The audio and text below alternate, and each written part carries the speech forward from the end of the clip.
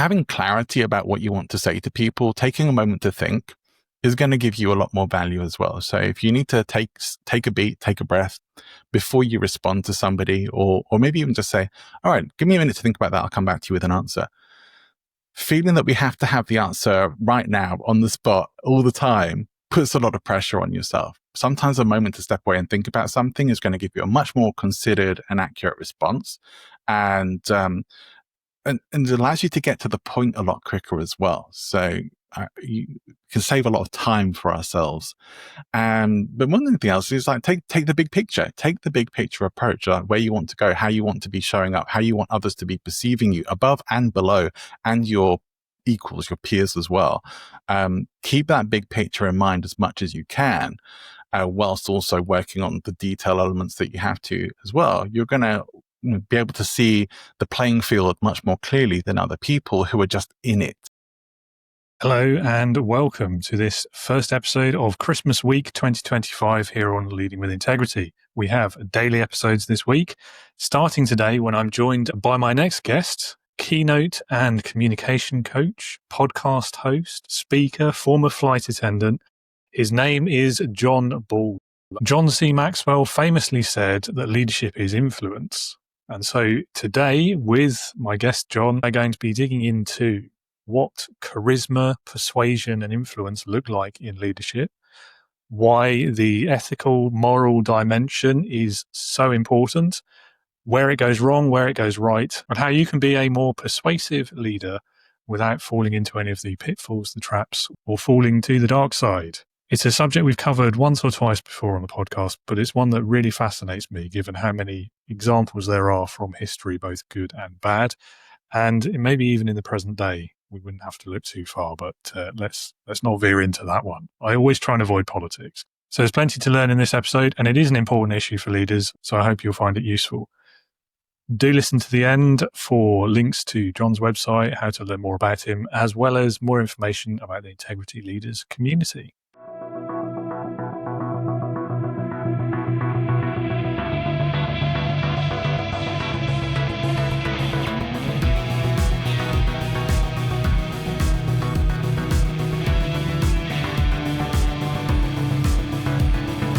Welcome to the Leading with Integrity podcast. Leadership talk for the modern manager. With your host, David Hatch. John, welcome to Leading with Integrity. Lovely to have you on the show. Great to meet you as well. Well, likewise, David. I appreciate you inviting me on, and I'm looking forward to the conversation. Yeah, me too. And to kick us off, over to you. Tell us a bit about yourself, your career so far, what you do, why you do it. Oh gosh, I'll try and summarize it as best I can, because otherwise this would be the whole episode just describing this. But I left a career in customer service and hospitality to move into professional coaching.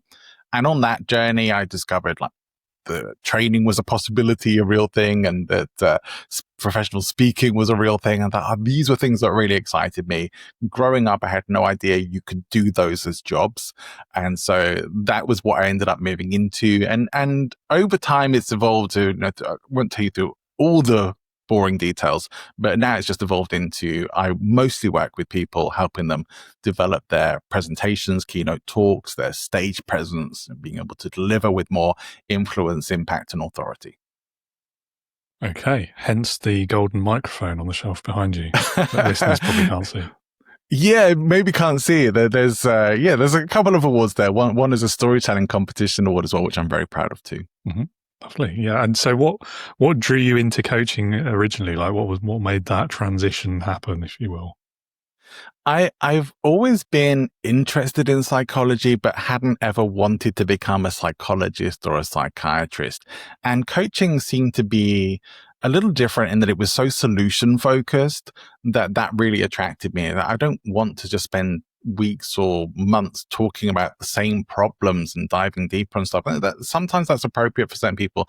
It just didn't appeal to me.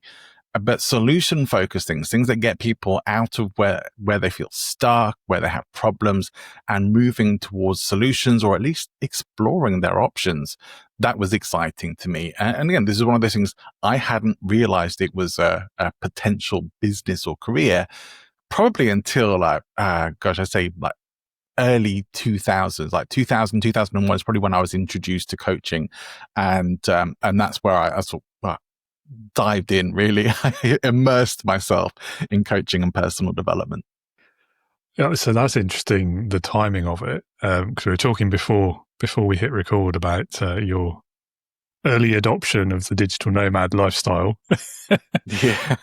So it sounds like you're ahead of the times with this as well, because I mean, I guess coaching's been around for a lot longer, but it feels like it only really sort of entered the, I don't know, like global consciousness, if you like, or became the norm, the thing that everyone's talking about in maybe like the last 5 years or so. And I guess COVID had a lot to do with that, maybe. But I honestly only know a handful of people who've been in coaching as long as or longer than I have.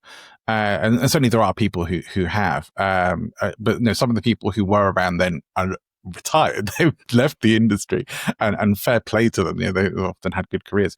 But I do another podcast with a friend of mine, Angie, who has been coaching for longer than I have. She's definitely one of these sort of OG people. But it was just a fortuitous encounter with somebody I met at work who was working part-time as a coach. And we were working together for a whole week. I was a flight attendant with BA. And so like she was the senior crew member. We spent a whole week doing flights and talking about coaching. And I was absolutely hooked. fair enough. Yeah. I mean, it's quite a career change, that though. Right? from trolley dolly to life coach. It was a big transition. But I was very fortunate. The one thing you get as a long haul flight attendant, which I was, is a lot of downtime. You get a lot of time where you're recovering from your jet lag and things like that as well. And so that was time I could study. That was time I could practice, take on clients, do my trial client work and get the hours up. And I found a coaching program that I really liked the look of, and it's like home study, but you could go and do the certifications with them. And that was great. So, I mean, I say it took me a while to go through and get to the levels of certifications that I wanted to get back then, and then start being able to charge people for coaching.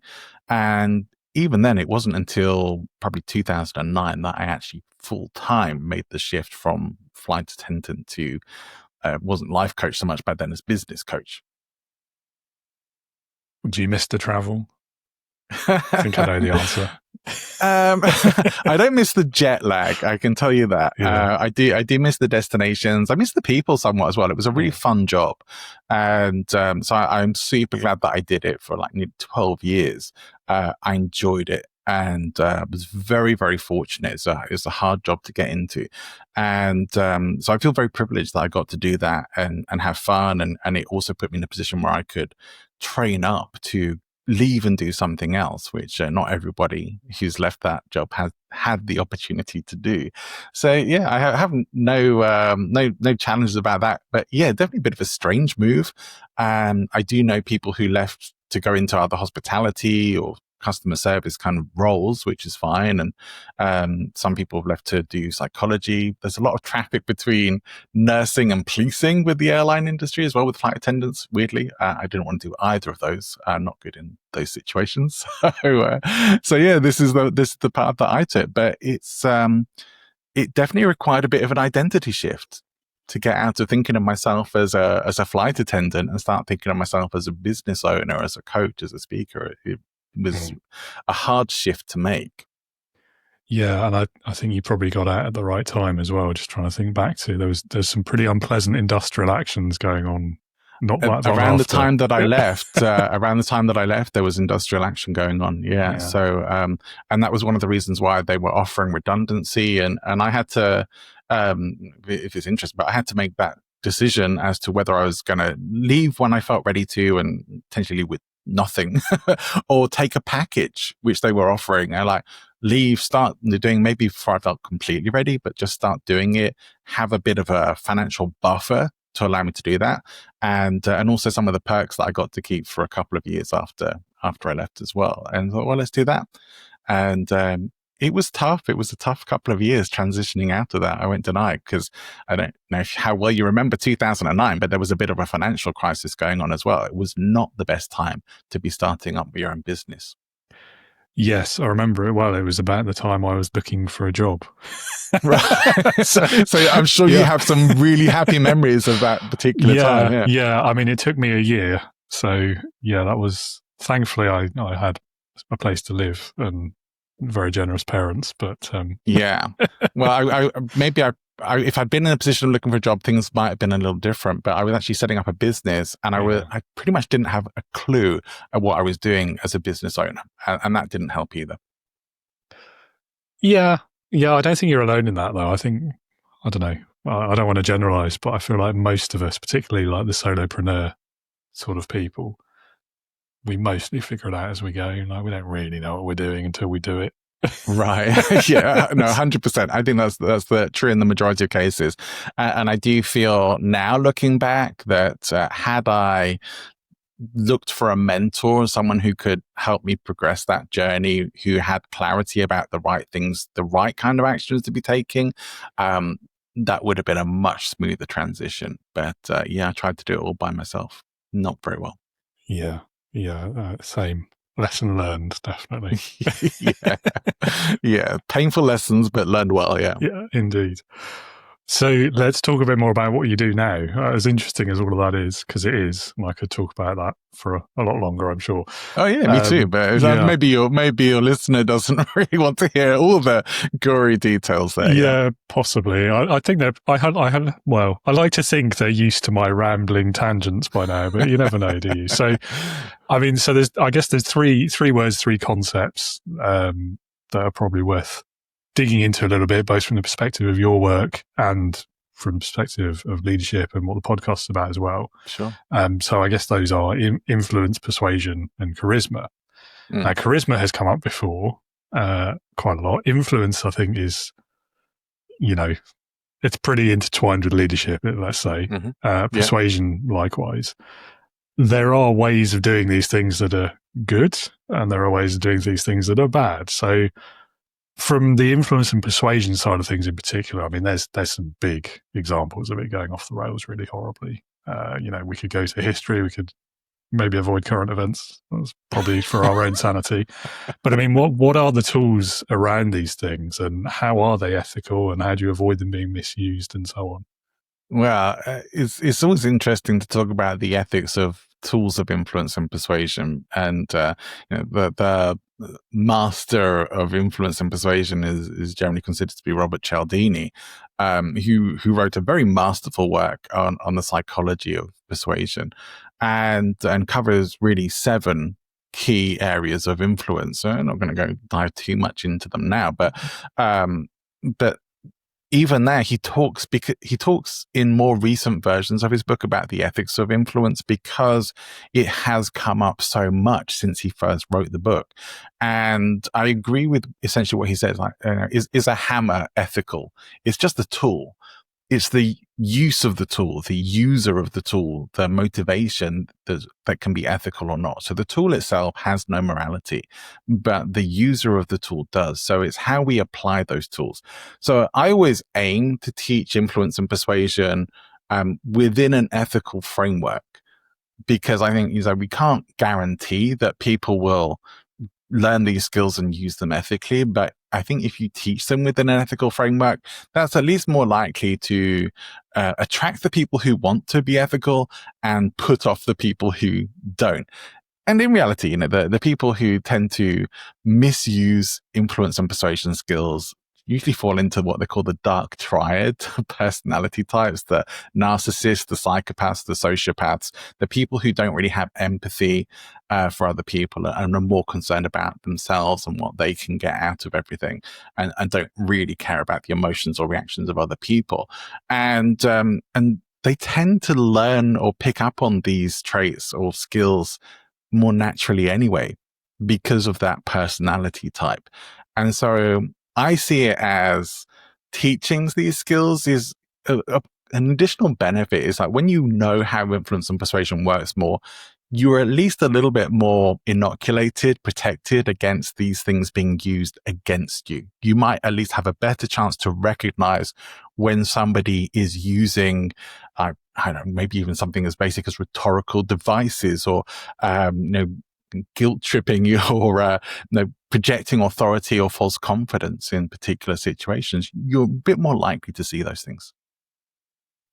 Yeah, that's true, isn't it? And it's one of these reasons why I've been known to complain about the loss of critical thought in society, because I feel like a lot of these things, particularly the social media side of it, I don't want to go down the rabbit hole again, but Sure. You know where I'm coming from, I think. I know, I'm firmly in that club with you, yeah.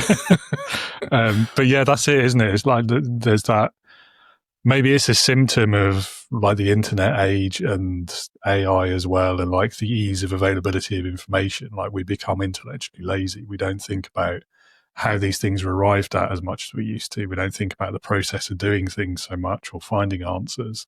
We just think, if I want the instant answer now, type it into whatever branded search engine you prefer, and a result comes up and you've got your answer. You don't have to necessarily think about that research or like the sources or the potential biases or anything like that. But interestingly enough, and I don't know if you have come across this before, but I consider critical thinking skills to be closely related and super important in understanding influence and persuasion as well. And so I think it's much easier to have both of them come together, or to have understanding in both of those areas, because there's so much conscious awareness needed to be able to pick up on things, or to even to apply these things and how they work, because they are the things that you tend to otherwise think is invisible influence. And when you actually have some awareness around this, it's not so much invisible. And sometimes just applying conscious awareness and critical thinking into a situation already puts you in a more protected, higher level position. And so I do think it's super important to develop those critical reasoning skills. And sometimes people who, when they're developing their critical thinking skills, end up getting a little, belligerent, a little angry about, want other people who don't. But I think for me at least, part of the reason for that is we've all spent so long before that being duped, being fooled. And I think that maybe is a righteous indignation that a lot of us have when we do have that wake-up call of like, not going to stand for that anymore. It's hard to fight against it because it's so common. It's like a wave of ignorance out there. But the angry bit does die off. And then you can just live your life applying your critical thinking skills. That's my take anyway. Yeah, I think you're probably right. We all have hit that moment of realization, don't we? I don't know. I try to look at it now as the kind of, there's no sense stressing about what you can't control sort of thing, which feels like a cop out sometimes, but also like, you've got to live your life. This is the thing. Like, you can have all this awareness, but you've still got to live in the world. And I don't think it's a fun life if you're angry or upset or having to rally against everything all the time. I think you do need to enjoy your life as well. Absolutely. What's the point otherwise, right? Like, yeah, pretty much. It's just, is that how you want to experience your whole life without having any fun or joy in it at all? Not me, but yeah. No, this is it. So I had a really interesting conversation recently about authenticity with someone taking it from a very different perspective to the average. His name, I can't remember his surname off the top of my head, but anyway, his first name is Tomas, and he was a PhD, and he's recently released a book, which the title was "Don't Be Yourself." So you can guess where that conversation went, but it was quite an interesting take on it, and bizarrely, like, we ended up talking about Hitler and dictators and things like that. Now, the reason I mention that is because the next question is about charisma, and I've long had this kind of dual, slightly suspicious relationship with this concept of charisma and the practices of it, because I feel like without this ethical component we've just been discussing, it's so easy to fall for it, to use that charisma for bad ends. And there are dictators in history who have done exactly that. So, I mean, what are the key elements of charisma itself as a practice, as a skill set, personality trait, however you define it? And then we can maybe talk about the ethical side of it again. Sure. I mean, I'm almost more tempted to talk about the ethical side first as a pre-frame, but we'll do it that way round. So to my mind, charisma doesn't, again, is tools. These are tools in of themselves. They do not have ethics. They can be applied ethically or unethically. And you only have to look at something like rhetoric, which has been around for centuries. Aristotle's rhetoric laid the groundwork for most political speeches, and you will still hear those tools of rhetoric being used today, particularly in the world of politics and the world of law. They are used to influence. So are they ethical tools? Well, sometimes yes and sometimes no, but it depends on the person using them. But ultimately, charisma is a bit of a challenging one, because I think there's always this element where we think we should be able to just coldly look at the facts of a situation and make our decisions and judgments based on that. But as human beings, we make our decisions with our emotions, not really always based on facts. So I'm not saying facts aren't relevant. They are part of the decision-making process, but without the emotional elements of it, we actually find it very hard to make decisions. We are more likely to be led by our emotions than our logic. And we see that played out all over the world. It's like, this is why people fall for this stuff all the time. Yeah, because we're being led by our emotions. And charisma is really about having the ability to lead people on that emotional journey and to take them where you want to go. So in the biggest overview, that is what charisma is, in my opinion. So I maybe would take it, separated a little bit from what we might call charm, which is where people, in my opinion, charm is where people are using it very strategically, very manipulatively, to win people over for their own ends. The con artist, for example, the person who's gaslighting someone else, or the cult leader, or the person, the abuser in an abusive relationship, which is like the one person cult sometimes. But these are examples of charm often being used to win people over or win them back when they start to question and challenge. Charisma is a little different, because as a speaker, a presenter, or anyone with a message, hopefully you want to have a positive impact on the people who you want to deliver your message to and deliver positive change. If you are only delivering facts and delivering them very factually and dryly, no one is going to be listening for more than maybe 30 seconds. People will tune out, because that's just how we are. We have to have some emotion in that. We have to feel a connection, a relationship with the person who's talking. And so the level of confidence, the stagecraft, the sophistry, if you like, the presence of that person, the character will come through, their authority. These are all things that are going to impact how much you are going to listen to them and pay attention to what they say. But if something is, her whole presentation, like a keynote talk, is delivered pretty much on one emotional level and a sort of dreary presentation of facts and making the case, it's going to be very hard to get through all of that and to really get value out of it. We still need the emotional journey. And that's where, for me, that's where charisma comes in.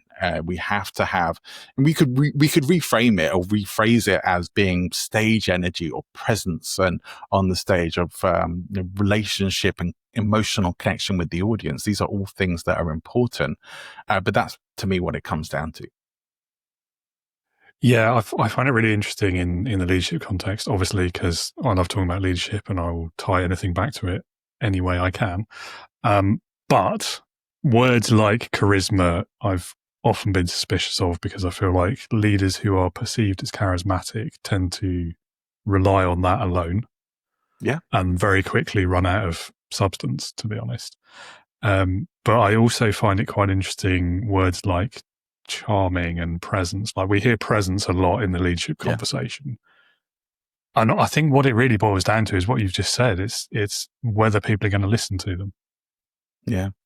Yeah, no, I was had this is kind of a bit of a shock to the system the other day, but I was listening to part of a conversation between Adam Grant and Brené Brown, and they were talking about charisma, and they were talking about executive presence, and this ostensibly they were saying that these are things that are ultimately used to discriminate against women and against introverts.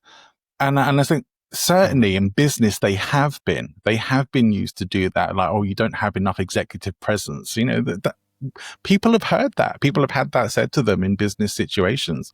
And so, yeah, I think it can be used for that.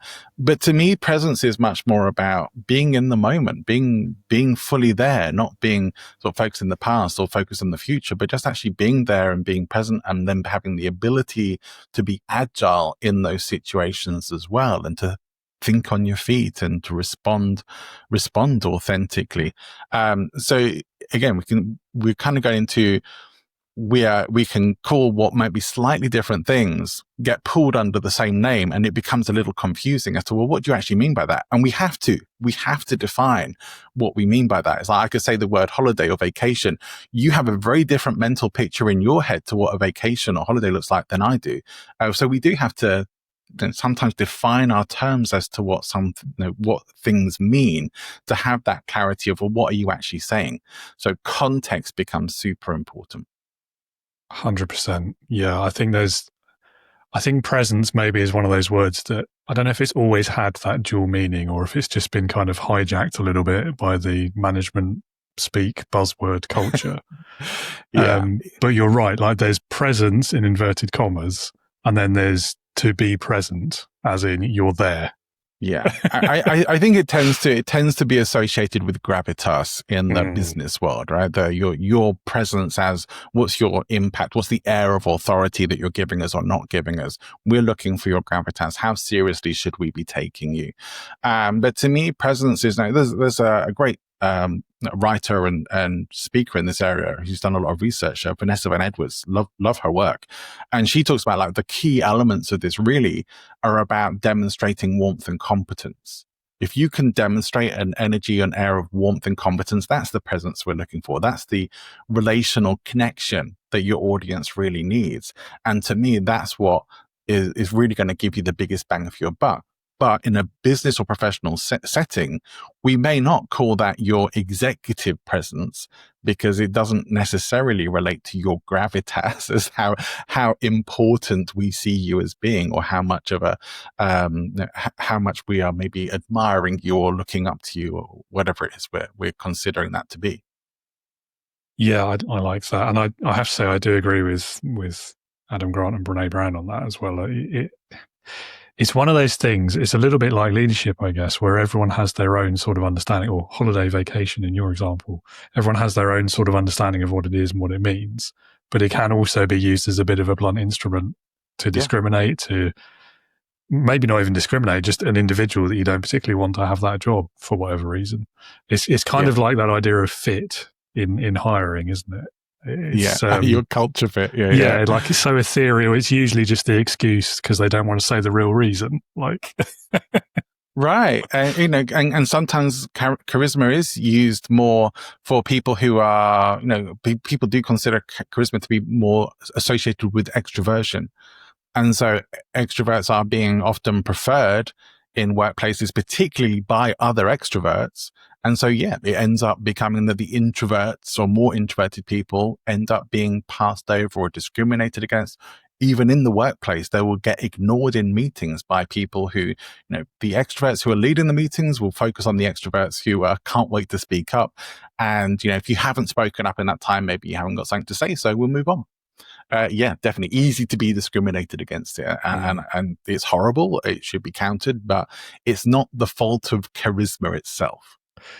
Yeah, and I mean, the flip side of it, like if the decision maker in that scenario is the introvert, then they're probably going to discriminate against the extroverts. So, it goes both ways. It could be. Yeah, it could well be that. But here's what I'll say.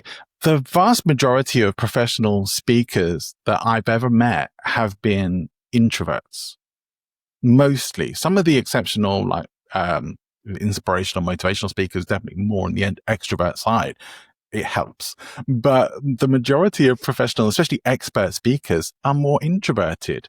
And yet they're still amazing speakers. They can still really connect with an audience. They've learned the skills to do that because they know that if they get up and they're kind of like in their inner voice and they're talking like they might do at home or just being a bit too quiet, the audience is going to switch off. You do have to learn the skills of engagement, the tools of rhetoric, the things that are going to allow you to engage and really get your message over to an audience. And introverts can still do that. This does not discriminate against introverts, but it does push in any situation. There are times where I'm more naturally introverted myself. There are times where you have to push yourself out of your introverted section to get a result. Go to a networking meeting. You can't spend the whole time being a wallflower. If you want to get any results from your networking, you have to push yourself out of that comfort zone a bit. And that really is what I'm referring to when we talk about introverts being more charismatic on stage. It's like, yeah, you might have to push yourself out of it. I've had to develop being a bit more enthusiastic and engaged and interested in people to get the results that I want to get, because how I was showing up before wasn't wasn't cutting it.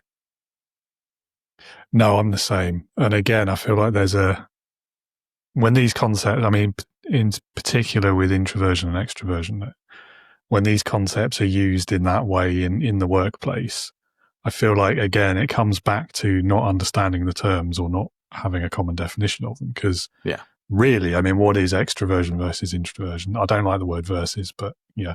There are plenty of people who don't even believe in the categories of introvert or extrovert. This is it. No, I feel like it's a scale, definitely. And I think we can even during our lives move along or up and down that scale. But I think what those two far extremes are about is how you process things, isn't it? Ultimately, it's the extrovert processes it verbally and outwardly, and an introvert processes it with internal dialogue and keeps it to themselves. Generally, yeah. I think that's probably a healthier way to look at it. Like, it's preferences. Yeah. And so we have preferences, but people all too often take it as being their identity. So my preference generally is to recharge by myself. I like my quiet time. I like time away from people. I don't love being in big crowds of people. But there are certain situations where I do. It's sometimes in the right situation I do, but generally I don't. Some people do re-energize themselves more in a crowd with other people. It's like, there are times when that can happen for me, but mostly it's my quiet time, a bit of rest, relaxation, peace, love tranquility, especially the older I get. But that doesn't define who I am. It's not my identity. And all too often people say, oh no, I couldn't do that. I'm an introvert. One of the worst I hear, I don't know if you've ever come across these sort of learning styles. Have you ever heard of learning styles before? To me, it's, can I say a naughty word? Yeah, if you like. To me, it's bullshit. Yeah, we like that word. Yeah. Okay. And here's why. Because it's still all about preferences. You may have a preference to being a little more visual or a little more auditory. But when you hear people saying, oh no, I don't listen to podcasts because I'm a visual learner, I call bullshit. It's like, are you hearing what I'm saying right now? Well, you are not purely visual. You're not purely auditory. You're not purely kinesthetic. Well, none of us are just one thing, but we have our preferences. So when we get these answers of people like just saying, it becomes an excuse. It becomes an excuse not to try because you have bought into this as being your identity. One of the main reasons why I don't like or use personality tests is because people try to solidify, this is my identity, this is who I am. Who you are different today than who you were yesterday or who you were last week. You are changing and evolving all the time. And if you weren't, you must be frozen in time because we are all changing all the time. Yeah, I do agree with you. And I think I used to absolutely detest those personality tests because you're right. Like, they're either used to define your identity or they're used by others to put you in a box in the same way as introvert or extrovert can be in like promotion or hiring conversations. Yeah. And you end up being like, you just get stuck. Your career stagnates because people view you as in that box. And as you can imagine, on the podcast, I talk to a lot of coaches who have a very particular specific view or a preference about a particular test or approach. 100%, yeah. And I think you can tell the difference between the really great coaches and the ones who are just kind of like hanging their practice on that test, whatever it is. Because the great ones are the ones who say, but this is just a snapshot for right now of where you are Right. and what your preferences are. It could be different tomorrow.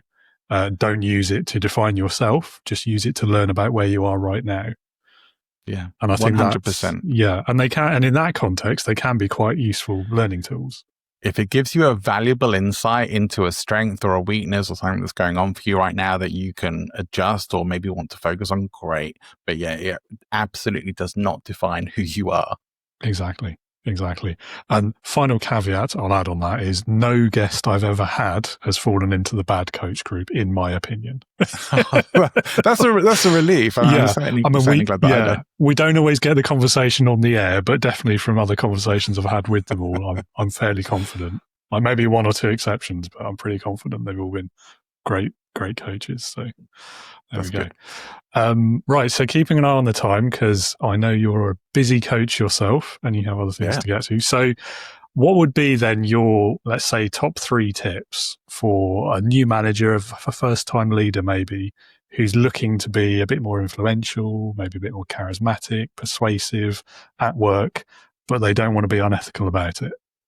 Sure. I do think one of the first things I would say is be proactive about how you show up with your day. Very often people are reactive to the situations and the people that they encounter, but the vast majority of people are the vast majority of the time. And so we spend all our time reacting to things. And I'm not just talking about fighting fires. I'm talking about everything in our lives.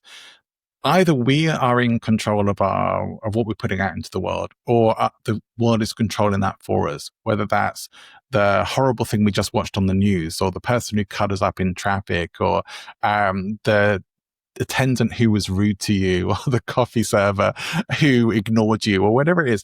Things that can really wind you up, grind your gears and all that. It's like they can completely ruin your day if you let them. And if you are not consciously deciding how you are going to react in those situations, you're going to end up passing that on to other people, but moving that energy down the line. And your energy, your emotional state is being controlled by the world around you rather than you. So whilst this is a hard thing to do intentionally 100% of the time, I don't think any of us ever achieve that, showing up with more intentionality of, here's how I choose to respond in these situations. Here's how I want to be showing up with people I work with. Here's how I want people to feel when we've had a conversation. You are going to have a much better chance of showing up as somebody who is not just reactive in situations and not just falling into automatic habits and ways of thinking. You're going to give yourself a lot more options and possibilities. And that's always valuable for you. As a leader, that's I think one of the strongest things you can do is take control of how you're showing up and interacting and being seen and felt and on a daily basis with the people that you interact with. Super powerful. I would probably also add this, that having clarity about what you want to say to people, taking a moment to think, is going to give you a lot more value as well. So if you need to take a beat, take a breath before you respond to somebody, or maybe even just say, all right, give me a minute to think about that, I'll come back to you with an answer. Feeling that we have to have the answer right now on the spot all the time puts a lot of pressure on yourself. Sometimes a moment to step away and think about something is going to give you a much more considered and accurate response. And it allows you to get to the point a lot quicker as well. So you can save a lot of time for ourselves. But one thing else is like, take the big picture, take the big picture approach, like where you want to go, how you want to be showing up, how you want others to be perceiving you above and below, and your equals, your peers as well. Keep that big picture in mind as much as you can, whilst also working on the detail elements that you have to as well. You're going to be able to see the playing field much more clearly than other people who are just in it and not really focused on it. Sometimes just being able to take these steps back and take a look at the bigger picture, or what's really going on here, and ask yourself, what's happening here? What's the intention? What's going on? Why did they ask me that? Why did they show me that? These are things that will put you in a really high level way of thinking that's going to allow you to, you're going to seem like a mad genius, I think, is part of your work, because people are like, you have all these insights. How are you always so on it? How do you always have an idea what's going on? Have you ever watched a film with a critical mind in terms of, why are we seeing that? Why are we hearing this music? Why is the staccato violins playing? It will ruin a film for you, because you will pick up on the clues and signals of what's coming next. So don't do this when you're watching films or TV, but do it when you're in your life, and you will pick up on the signals and the clues for what's really going on and what's underlying things. And sometimes even being able to ask, what's the intention here? What's going on? You will get a deeper level of clarity, and you're going to set yourself up for real leadership with those sorts of ways of thinking. Absolutely. Yeah, I ruin a lot of film and TV shows for myself. I just can't help it sometimes. Like the one I keep seeing at the moment is whenever they get into the backstory of a character that's just appeared on the screen, you know that character is going to be dead by the end of the episode of the film. You're just like, they want us to feel sorry for them later. That's why we're having this. Like... Yeah, better to turn off the critical thinking skills for those kinds of things if you want to enjoy it. I remember when I first learned about all these sorts of things, and I watched, for the first time, I watched Pulp Fiction, and I couldn't enjoy it. I just couldn't switch off the critical thinking. I was analyzing the film from start to finish, and I hated it. And it was probably a good film, but I hate it because I cannot dissociate myself from that way of thinking now, where other people think it's a masterpiece or thoroughly enjoyed it. I might have. but it wasn't what happened. So yeah, it's important. Yeah, it is a tough one.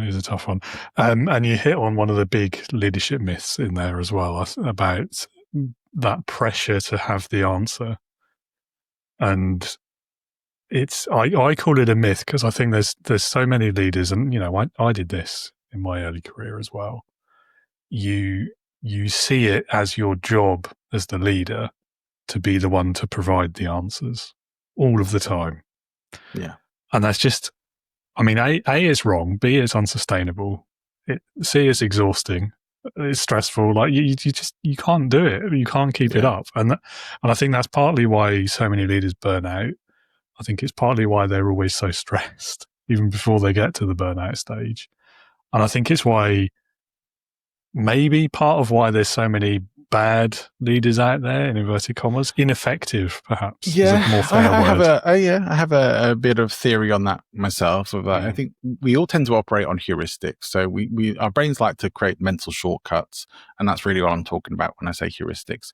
Because our brains like to save energy. Our brains use up a lot of calories in our body. So when we have to think about things, we are using up energy. This is like why people like Barack Obama used to have the same, pretty much, his clothes all picked out, knew exactly what he'd be wearing day after day. Steve Jobs with the black polo, he's like, the decision fatigue thing is real. But we also have these kinds of archetypes, these archetypal ideas of what somebody is supposed to be like as a leader, especially in the business world. And those archetypes are not always very positive. Sometimes those archetypes are like the hard-nosed, those shouty, bossy, overly confident, arrogant boss or owner who talks down to people.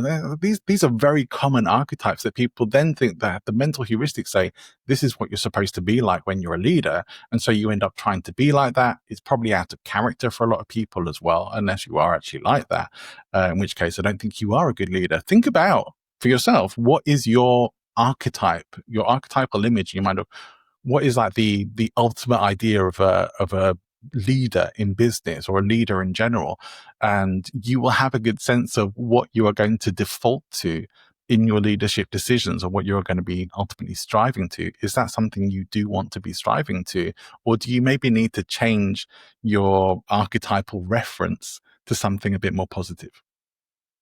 Yeah, I like that. Another word that popped into my mind, like we've been talking about dual meanings of words and not having common definitions. So a word in this context that sticks out to me is decisive. Are you a decisive leader? Right. And I feel like that word, like what's decisive? It's ability to make decisions, right? In the business world, that's usually extended to ability to make decisions quickly, which then becomes, I need to decide quickly. It doesn't matter the quality of the decision. It doesn't matter if I'm right or wrong. I'm the leader, so what I say is right. I will pick one of these two options without really thinking about the impacts of either one of them. And it's, I mean, again, it's variations on a theme, I suppose, isn't it? But it's one of my great big frustrations with the average leader. Let's put it that way. if realistically, if you're in an environment where everyone is like that, and that's what's expected of you, and you are not showing up with that, not doing that, you are going to stand out like a sore thumb. There's no two ways about it. You're going to probably be trained and shamed out of doing that until you conform to what everyone else is doing. So you need to recognize that in your environment and try and work against it. Or you might need to think about changing your environment to somewhere where you are allowed to express things more realistically and or be more of a leader without having to fit into a certain way of doing things. But some people feel very trapped in having to show up in those sorts of ways. Absolutely, yeah. I mean, it's culture is everything, isn't it? The context where you're working and all of that. I mean, we could do a whole episode just about that one issue, I think. For sure. So sadly, let's move on. So eyes on the time again. A couple of questions before we bring it to a close. No worries. I think we've covered quite a lot about leadership lessons and common mistakes made and anything like that. So I would be curious to know the answer. Like, what's been your best experience, or what's the best memory you have of being led? I think I have a lot. I mean, I was very, very fortunate in my years with British Airways. You probably have some understanding that you're never really working with the same people for very long. And so you'll see lots of examples of good leadership and lots of examples of bad leadership. And thankfully, I saw more examples of good leadership than not. And they were the people who you felt connected to, you felt some warmth to, and you felt that they actually cared about you and wanted to be there, that they weren't super officious. They weren't going to report you behind your back, which did happen to me once in the airline. These sorts of things are the people who are, lead with there are people who lead with more the carrot than the stick, and saw both of those. I saw plenty of examples of good leadership for people who recognize that part of it is being part of the team, but being the person who's at the top of the team, taking the responsibility, standing up for people, knowing that your team can feel like you've got their back. Like in a example of a passenger situation, someone was causing trouble or someone's complaining about you, and the leadership have got your back.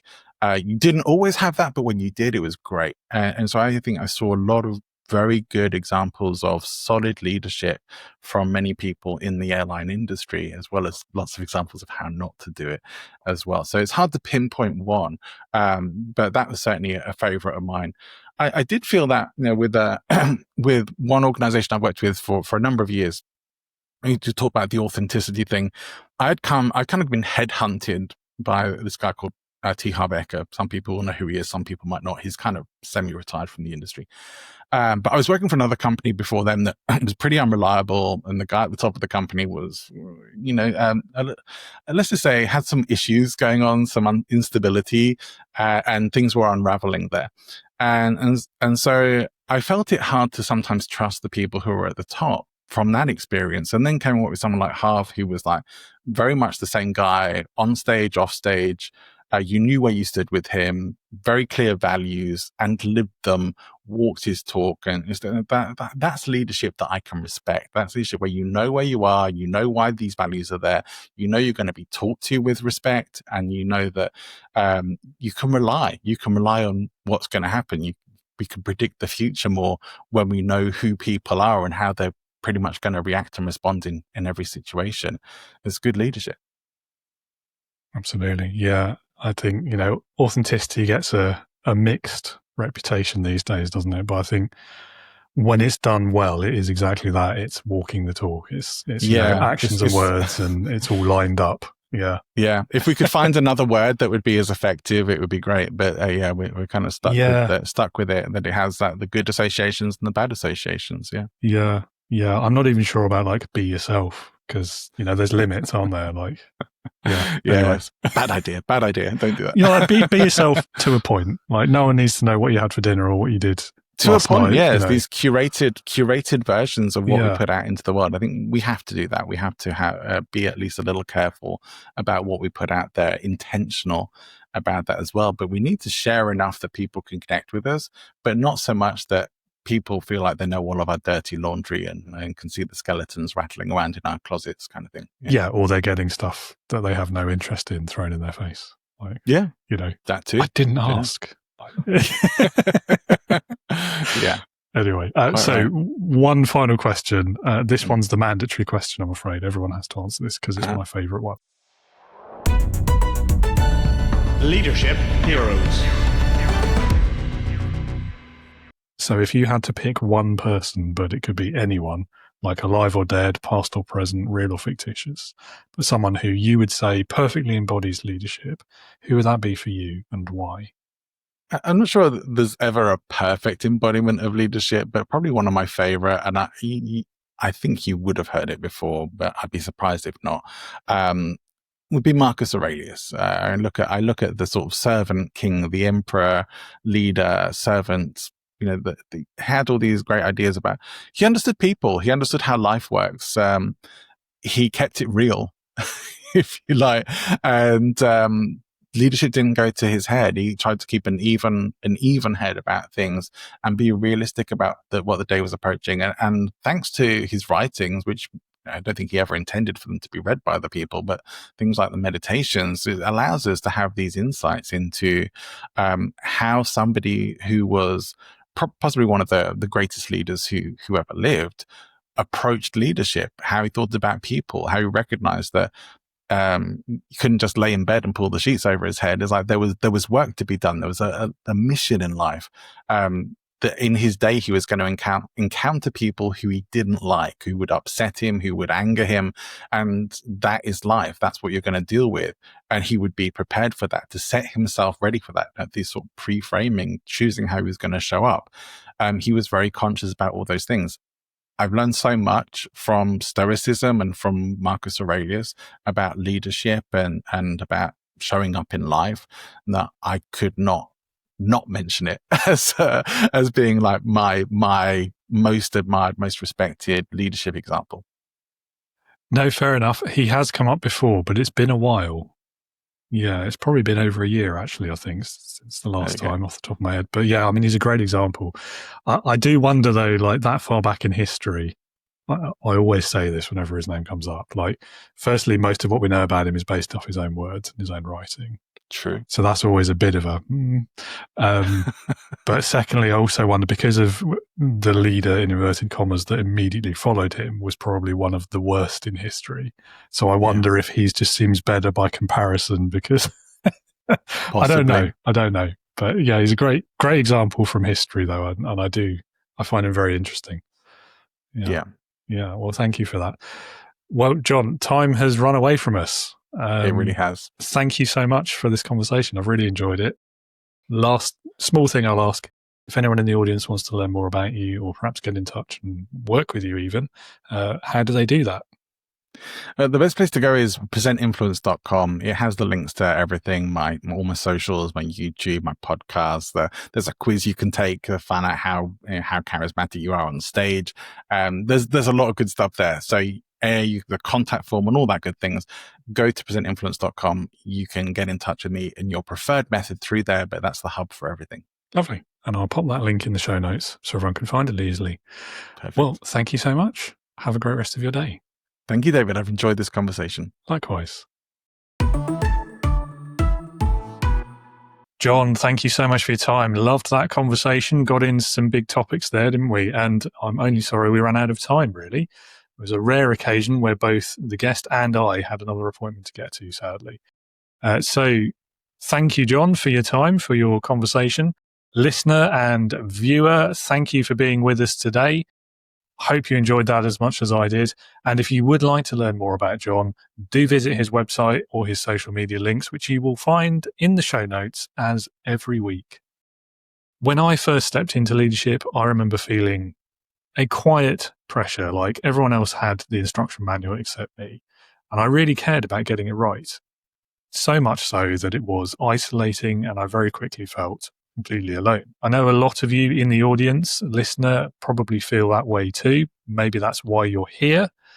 And that's why I built the Integrity Leaders community.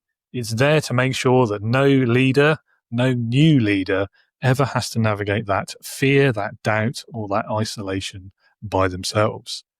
Inside the community, you will find real conversations, other leaders, people who genuinely want you to succeed and are there to share their knowledge and experiences with you, not just as a leader, but as a human being too. There's plenty of leadership resources there, so you can work on your knowledge and your skills. Depending on the access level that you choose, you may also be able to take some of the leadership courses that I upload there. And there's plenty of other videos, resources, reading, all kinds, whatever it is that works for you. Not to mention monthly live events too. So if you're tired of pretending you've got it all figured out, come and join us today. You can start for free as a leadership explorer. You can move up to the new leader tier, perhaps even join the bridge crew of our virtual Starship Integrity. Whichever route you choose, come and join us today, meet your crew, breathe a little easier, knowing you don't have to carry this by yourself. Link is in the show notes as always. It's also on the screen if you're watching the video version of this podcast. It's leadingwithintegrity.co.uk. That will take you to my homepage. There you will find a green button, which will take you to the sign up page. And I hope that I get to welcome you aboard very, very soon. That's all for today. We'll be back again tomorrow with our next Christmas daily episode. My guest tomorrow will be Melissa Lorena. We'll be talking about the power of creativity and how you as a leader can build it, create it, set the environment for it to exist in your team. I'll see you tomorrow. And until then, be a leader, not a boss.